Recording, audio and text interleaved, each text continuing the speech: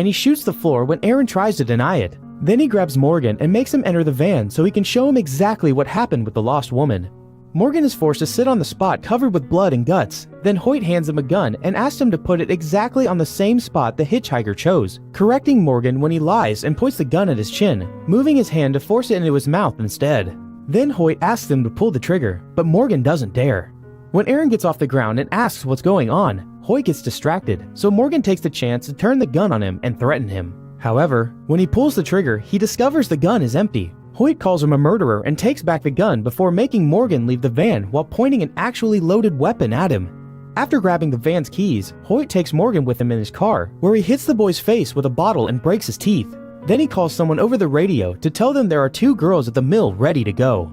When they arrive at his house, Hoyt throws Morgan in the mud and kicks him a few times before dragging him inside.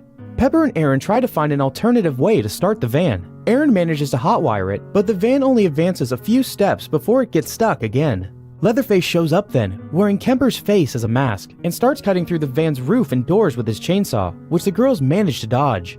Eventually, however, Leatherface makes a hole big enough to insert his arm inside and grabs Aaron by the hair, so Pepper gets out of the van panicking. Leatherface wastes no time in going after her, quickly reaching her and killing her in seconds. Aaron sees him come after her next and gets out of the van to run through the woods, where she finds an old trailer with 2 women living in it, Henrietta and the tea lady.